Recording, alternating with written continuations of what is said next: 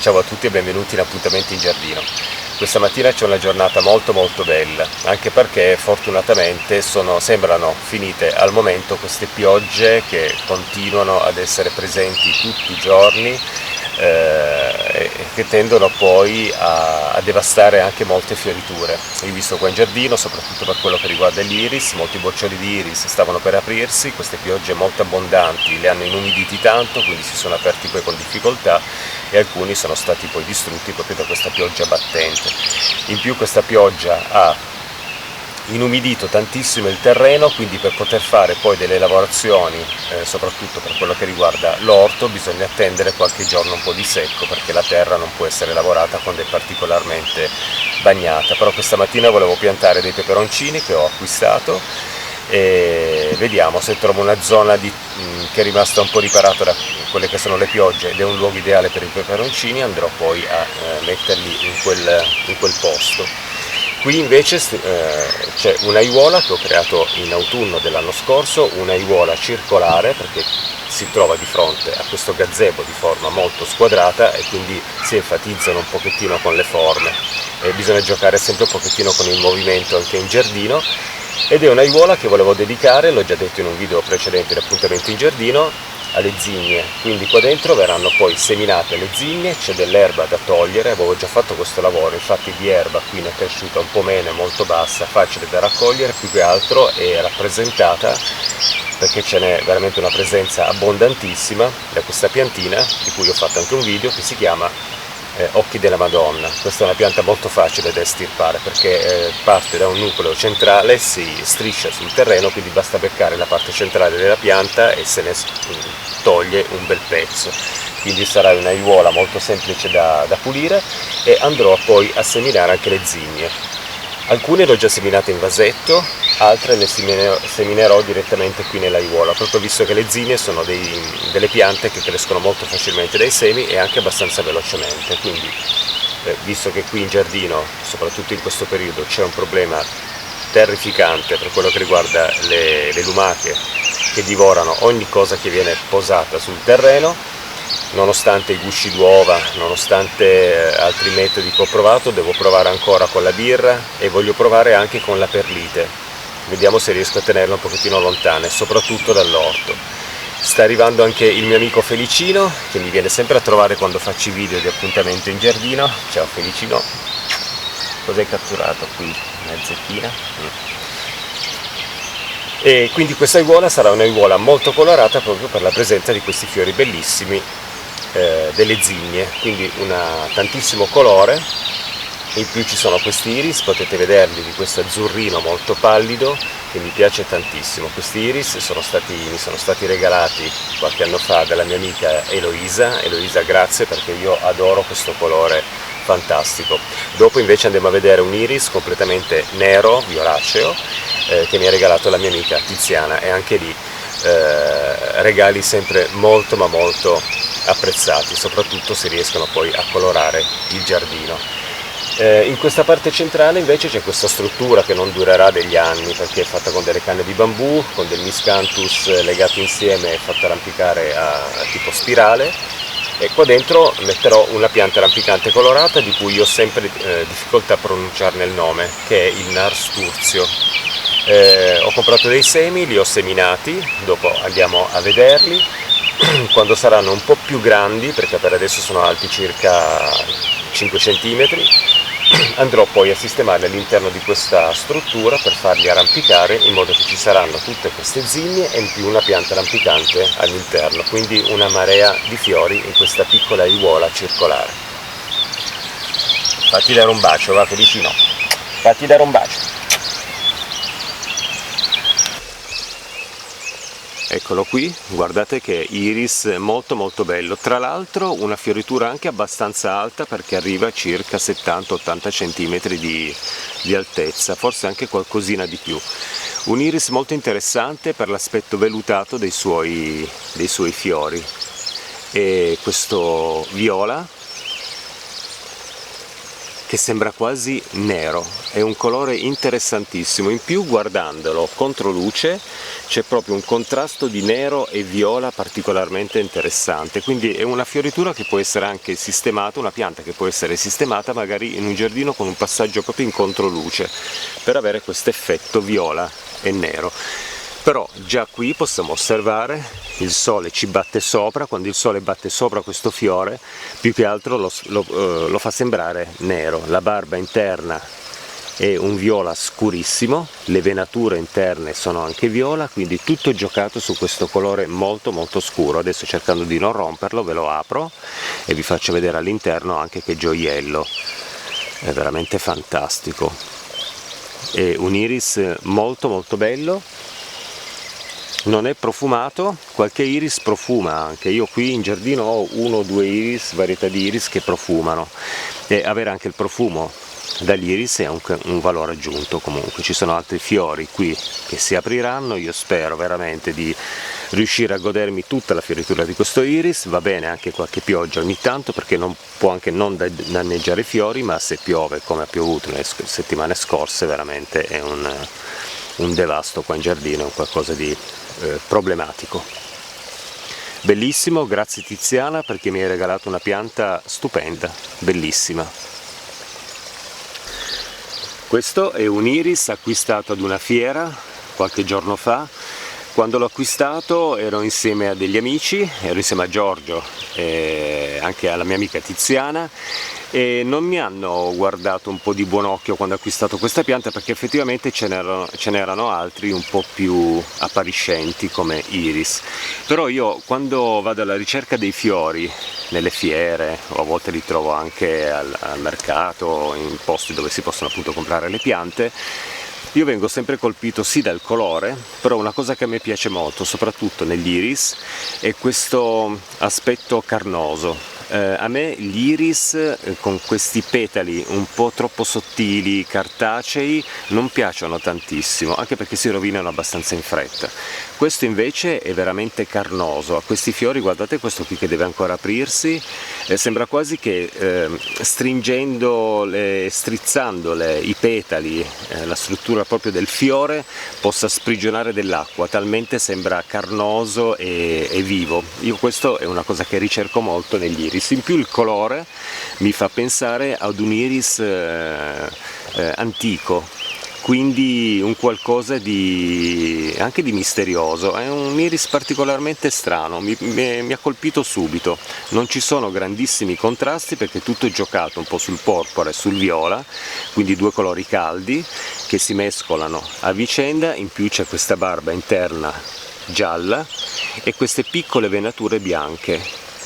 Guardate che bello anche all'interno, ha dei colori che sono un pochettino non tanto vivi, più che altro leggermente un po' spenti, e questo mi attrae veramente tanto in giardino, perché riesce poi, sempre per un discorso di enfatizzazione con altri tipi di colori, apparire molto ma molto più interessante, magari accostato, poi magari lo farò successivamente, con qualche iris magari di un colore completamente più chiaro, e quindi insieme si enfatizzano e tutte e due acquistano poi dell'importanza.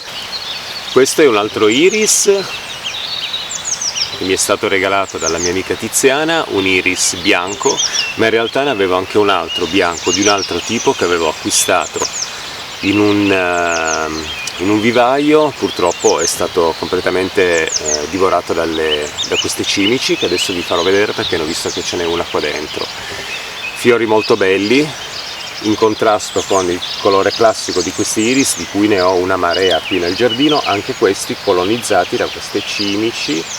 Adesso le raccolgo e poi andrò a allontanarle da questi dei miei iris, altrimenti le distruggono tutte le fioriture. Sono insetti che assolutamente innocui, quindi possono essere raccolti con le mani. Ve li faccio vedere da vicino per capire un po' di cosa sto parlando. C'è anche un insetto un po' diverso che non è la cimice. Eccoli qua, queste sono le cimici che stanno divorando il mio giardino.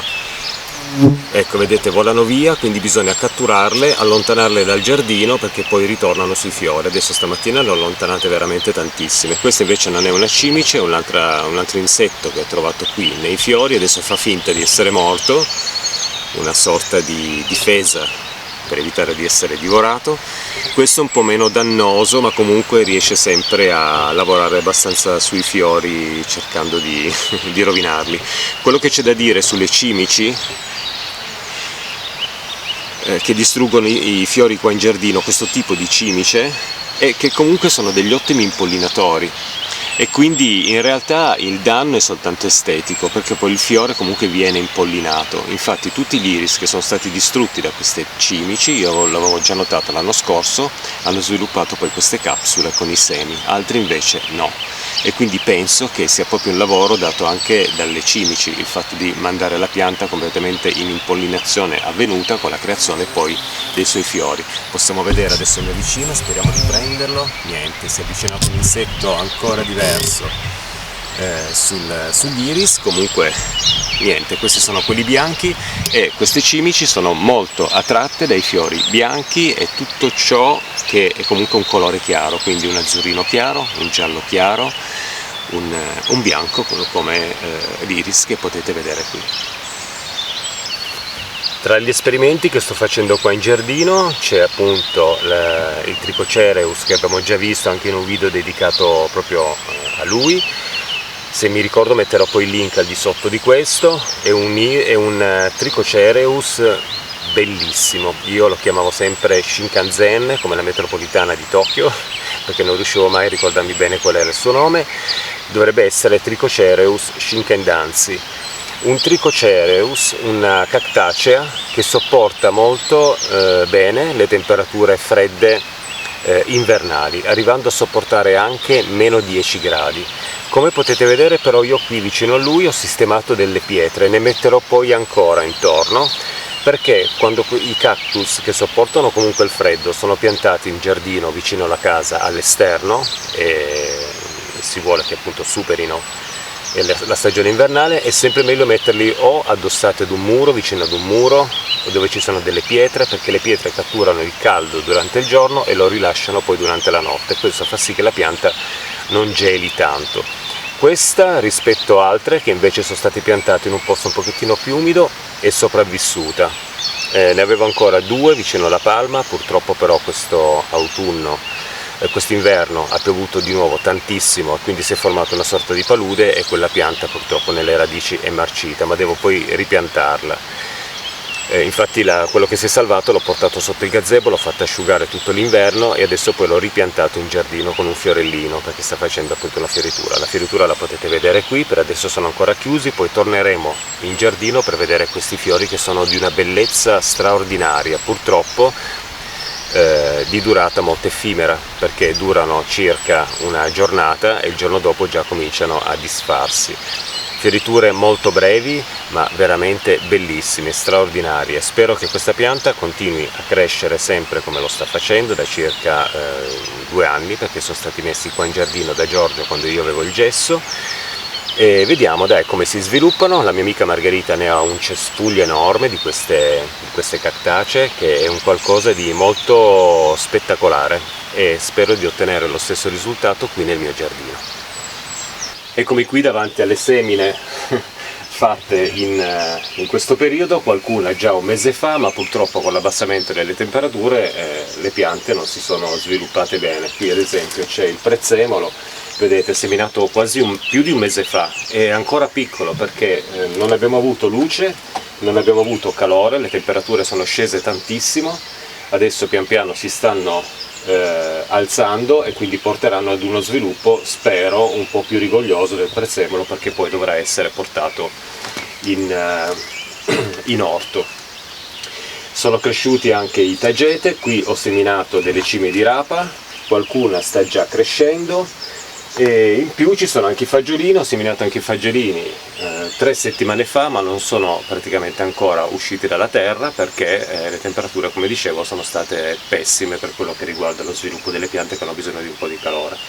Tra l'altro ho acquistato anche questa lattuga lingua di canarino che fa queste foglie molto particolari, volevo assaggiarla, ma devo aspettare ancora una settimana perché la prossima settimana danno ancora piogge. Questo vuol dire che arriva la pioggia e arrivano anche di nuovo tutte le lumache che trovano proprio un terreno ideale per poter lavorare indisturbate, anche perché durante i giorni di pioggia non scendo giù in giardino e quindi non c'è un controllo sulle lumache che io solitamente cerco di prendere, spostare e portare poi da un'altra parte. Non mi va tanto di ucciderle. Io ho la vicinanza qui anche col bosco, quindi potete immaginare quanti animali possono arrivare nell'orto e divorarsi le mie insalate. Comunque spero di avere più avanti delle belle settimane di sole che scaldano bene la terra, e scaldando bene la terra le lumache si allontanano anche un po', anche perché io ho un terreno argilloso, quindi il terreno argilloso quando è bagnato rappresenta un buon terreno perché le lumache possano strisciarci sopra. Mentre quando ci sono delle giornate particolarmente calde, soprattutto una bella settimana di sole caldo che scalda bene la terra, anche il terreno argilloso, a parte che crea un po' una crosta superficiale, ma nella superficie diventa anche un po' leggermente sabbiosa, e quindi questo impedisce un pochettino il passaggio delle lumache che si allontanano, perché poi l'orto viene tenuto abbastanza pulito e quindi non c'è una zona di riparo. Quindi mi raccomando, quando facciamo l'orto, sempre allontanare sempre tutto ciò che può rappresentare un riparo per le lumache. Logicamente possono ripararsi sotto le foglie, quindi noi giornalmente andremo a controllare quelle che troviamo, le possiamo togliere e poi allontanare dall'orto. Se sistemiamo nell'orto, come avevo fatto io 3 anni fa, 4 anni fa, dei blocchi di cemento per creare delle aiuole dove seminare, bene, tutto ciò che è pietra o legname dimenticato vicino all'orto rappresenta un punto in cui le lumache possono andare a rifugiarsi durante il giorno e poi uscire di notte e fare il loro lavoro di pulizia. E quindi è importante tenere sempre l'orto abbastanza pulito. Io avevo sistemato anche la paglia, ma ho notato, visto che anche la paglia rappresenta una zona di ombra, sotto la paglia c'erano tantissime lumache, proprio perché, è vero, la paglia poi si asciuga abbastanza in fretta sotto il sole, però sotto rimane comunque una zona sempre abbastanza ombrosa, e lì le lumache ci vivono durante la notte. E quindi che cosa ho dovuto fare? Io adesso pian piano sto allontanando la paglia dall'orto, mi spiace perché volevo proprio utilizzarla come metodo di coltivazione, però purtroppo se continua a piovere così le lumache arriveranno sempre in quantità maggiore, e quindi se la paglia rappresenta un punto di protezione per loro, logicamente non posso aspettarvi che poi l'indomani trovo tutte le insalate che ho messo, e quindi il controllo delle lumache in questo periodo è molto molto importante. Poi quando arriverà un po' più di calore, ci avviciniamo alla fine della primavera, io ho notato che qua in giardino le lumache diminuiscono come quantità, perché effettivamente il sole diventa tanto caldo. Se poi c'è un periodo di siccità in cui dobbiamo noi bagnare le piante dell'orto, bene, possiamo farlo magari al mattino e non alla sera, in modo da non dare la possibilità alle lumache di avere un ambiente umido. Quindi bagnando al mattino, poi il sole asciuga, l'acqua rimane sottoterra, nelle radici delle nostre piante, e quello è un ambiente non tanto idoneo alla colonizzazione del nostro orto da parte di questi animali, che non sono di per sé dannosi se non in quantità eccessiva, però con queste piogge io, ad esempio dai ravenelli, ne ho tolte una trentina l'altra mattina, quindi potete capire che disastro. Comunque sempre allontanamento delle lumache, non diamogli la possibilità di trovare dei rifugi, e quello è un controllo che possiamo fare. Poi possiamo intervenire anche con tanti metodi. C'è chi usa la lumachina, io ho provato con i gusci delle uova sbriciolate, però purtroppo queste piogge battenti le hanno fatte entrare, questi gusci le hanno fatte entrare un po' nella terra, quindi non hanno più rappresentato una barriera. Si può provare anche con la birra, volevo provare anche sistemando della birra in giardino, purtroppo qualcuna ci finirà dentro, però un po' di controllo deve esserci, dai. A me non piacciono tanto poi gli estremismi, se io le lumache le trovo le allontano, le raccolgo in un contenitore e le allontano, se sistemo qualche contenitore di birra e qualcuna ci finisce dentro, pace, devo anche mangiare le mie insalate e quindi un po' di controllo, dai, deve esserci nell'orto, cercando sempre di non distruggere totalmente tutto. Se poi qualcosa la dobbiamo proprio eliminare, purtroppo questo, se si vuole fare un orto e sia un orto proprio in giardino, vicino soprattutto ad un bosco come nel mio caso, purtroppo c'è qualche rimedio un po' cruento, però bisogna farlo.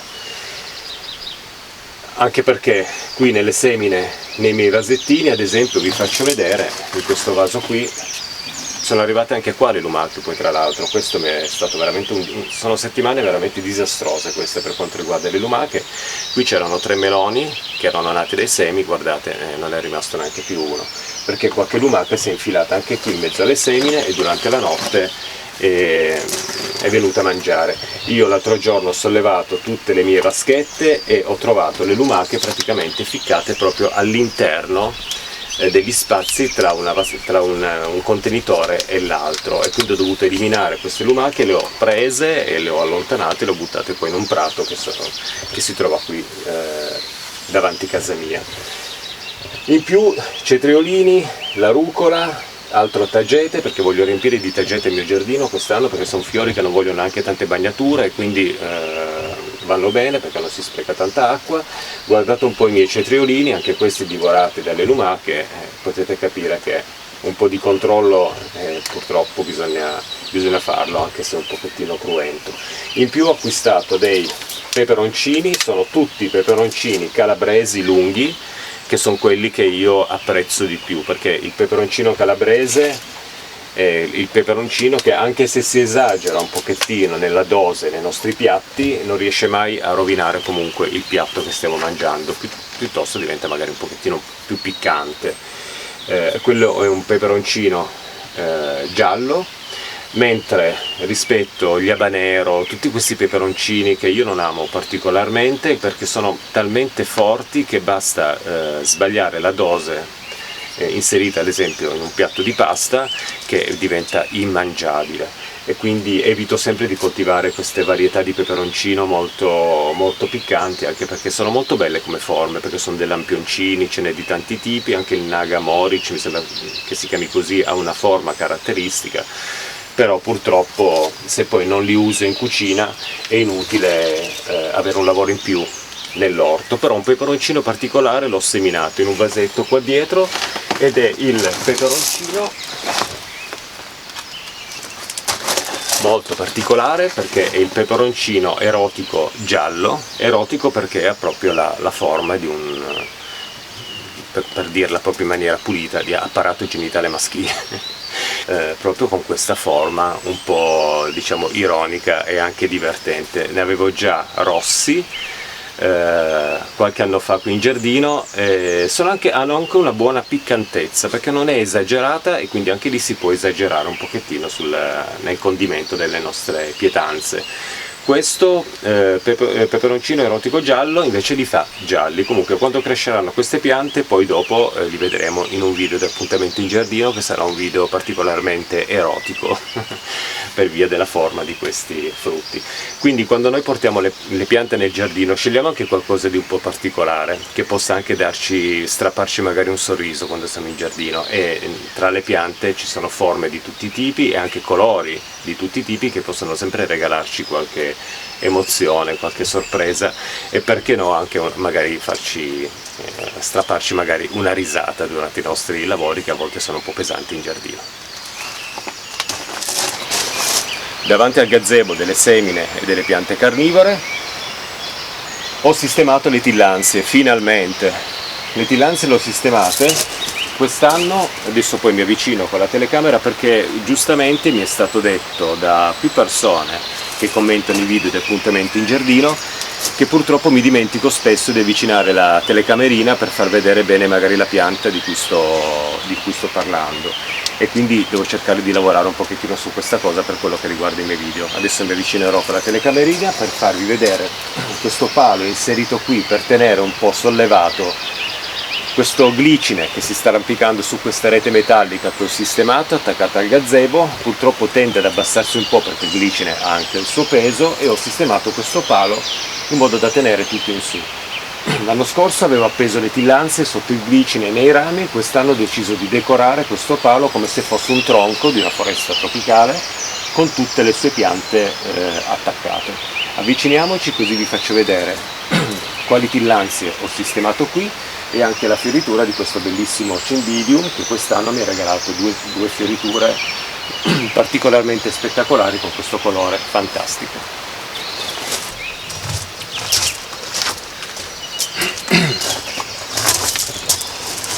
Ecco qui le mie tillandsie completamente abbarricate a questo palo sistemato qui per sostenere il glicine. Potete vedere che io le ho legate semplicemente con un filo che ha un'anima metallica, sembra un filo di uno spago, però ha un'anima metallica, quindi è molto facile lavorare e legare le piante nei supporti. E ci sono tutte le tillandsie, praticamente molte delle mie tillandsie abbarricate qui proprio come se fosse un tronco tropicale, proprio per dare la possibilità a questo palo che sembrava un po' piazzato qua così tanto per sostenere il glicine, dargli un po' un senso, no? Creare un qualcosa che sia particolarmente creativo. Io adesso queste tillandsie le ho sistemate qui, questa pensavo che arrivasse alla fioritura, ma purtroppo non ce l'ha fatta, l'ha sviluppata quest'inverno ma aveva poca luce, quindi non è riuscita a fiorire. Vediamo che cosa succede, io glielo lascio questo. E in più ci sono tutte altre piccole tillandsie, come ad esempio questa qui l'avevo trovata insieme ad un'altra, probabilmente è cresciuta da seme su un'altra tillandsia, l'ho staccata, l'ho divisa, l'ho messa qui dopo qualche anno di crescita.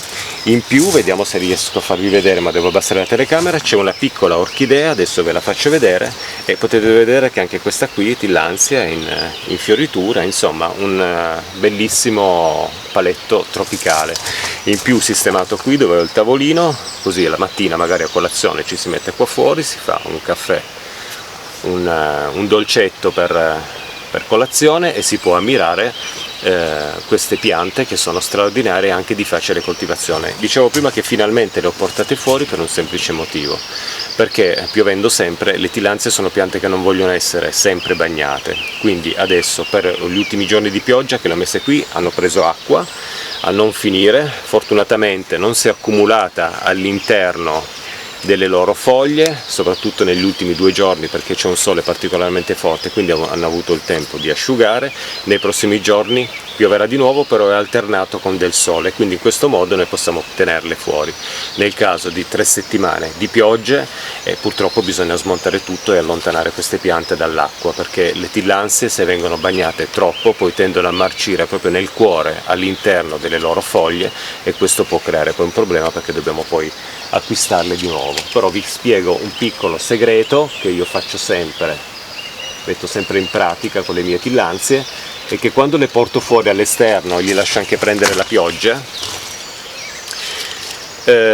solitamente tendo ad appenderle in questo modo. Adesso questa era appesa così proprio perché potesse asciugare all'interno, poi dopo l'appenderò in questo modo. Appendendole così, praticamente quando ci piove sopra, anche per 2-3 giorni, l'acqua scorre e non si accumula all'interno proprio della pianta, perché quello è un cuore della pianta che è molto ma molto importante, e deve rimanere sì umido se prende l'acqua, ma deve assolutamente asciugare poi nell'arco della giornata. Più giorni di umidità all'interno del cuore delle nostre tillandsie fa sì che poi si sviluppa la marcescenza, andremo poi a toccare la nostra pianta e ci rimangono le foglie in mano perché all'interno è completamente marcia. Quindi possiamo metterle fuori anche se poi piove, appese in questo modo, in modo che l'acqua scorre sulle foglie ma non si accumula all'interno. Adesso questa la appendo di nuovo così com'era, perché tanto deve asciugare dentro, e in effetti tutte le altre tillandsie appese qui sotto il gazebo sono appese in modo che l'acqua possa scorrere via dalle loro foglie. Quelle che invece sono appese ancora a testa in su, diciamolo in questo modo, rivolte verso l'alto, sono quelle che sono più protette comunque dalle foglie del glicine, in modo che crea una barriera anche all'acqua, non ci piove proprio in maniera decisa, però anche lì c'è da fare comunque un controllo. Piante facili da coltivare, l'ho già detto anche in altri video di appuntamento in giardino, bagniamole, lasciamole sempre asciugare anche per 2, 3, 4 giorni, sono piante che sopportano anche il secco. Quando noi ci accorgiamo che le foglie tendono a richiudersi un pochettino e si capisce che hanno bisogno di acqua, possiamo vaporizzarle, mai eccessivamente, e ogni tanto, se abbiamo delle orchidee, possiamo magari concimare le nostre orchidee con l'acqua insieme al concime che ci rimane, poi dopo la concimazione delle orchidee, se ne avanziamo un po', possiamo nebulizzarle e così prendono anche sostanze nutritive. Ricordiamo ancora che le tillandsie prendono le sostanze nutritive dalle foglie, Questa ad esempio ha radicato bene e si è attaccata al tronco, ma le radici praticamente hanno una funzione solo di sostegno per la nostra pianta. Bagnare il tronco per concimarla non serve a nulla, la concimazione deve essere fatta sulle loro foglie. Ecco il Cymbidium in fioritura in questo periodo, perché anche qui è una pianta tenuta sempre fuori anche durante l'inverno, ha patito anche un pochettino il freddo ma era protetta all'interno del gazebo coperto con il nylon, quindi ha superato l'inverno creando già una fioritura che però non si è mai sviluppata tanto perché le temperature erano troppo basse. Appena è arrivato un po' di calore così è cresciuta ancora, ha aperto i suoi bellissimi fiori. Anche questa pianta mi è stata regalata dalla mia amica Tiziana, grazie Tiziana, perché la colorazione è un qualcosa di meraviglioso, queste tonalità rosa mescolate con il giallo e questo labello screziato poi di un rosso un po' più scuro, insomma veramente una bellezza. Fiori non profumati perché il Cymbidium ha delle varietà, delle specie che sono profumate, questo non è profumato ma il suo aspetto meraviglioso ripaga proprio il guardarla, proprio trasmette veramente una forte emozione esotica. Ed eccola qui, questa piccola orchidea rampicante acquistata l'autunno dell'anno scorso. Vi dico il nome perché lo dimentico sempre, è una Acianthera sarracena, ovvero una orchidea epifita che si arrampica nei tronchi di piccole dimensioni, perché è una di queste mini orchidee tropicali che non diventa mai tanto grande, crescerà ancora, quindi dovrà aggiungere qualche pezzo di legnetto per poterla fare arrampicare, e sviluppa dei piccolissimi fiori di qualche millimetro che è chiamata sarracenia proprio perché ricorda leggermente questa entrata delle trappole delle piante carnivore sarracenia, non tanto le lunghe, più che altro penso che la somiglianza è presa dalla sarracenia purpurea, che è molto ovale, un po' tipo un'urna, e i fiori di questa piccola orchidea sono un porpora, dovrebbero essere porpora molto scuro, appunto a forma di urna, che ricordano un pochettino le trappole della sarracenia purpurea. Una pianta bellissima, ce l'ho già da un po' di mesi, è cresciuta un pochettino, quest'inverno la tenevo un po' più umida, qui fuori devo ricordarmi di bagnarla abbastanza spesso, perché tutte le piante, le orchidee soprattutto, che sono coltivate in zattera, hanno bisogno soprattutto di umidità, e quindi 1-2 vaporizzazioni al giorno, alternate poi anche ad una concimazione. Quando concimiamo le orchidee ricordiamoci che prima dobbiamo bagnarla con l'acqua, rendere tutto umido, e poi dopo si può inserire il concime, altrimenti tende poi a bruciare le radici se partiamo subito con una concimazione. Quindi 1-2 volte al mese questa orchidea verrà concimata e vediamo come cresce, e speriamo quest'anno di riuscire a vedere qualche microscopico fiorellino. Bene, si conclude qui questo appuntamento in giardino, adesso vado a lavorare in giardino, c'è veramente tanto da fare.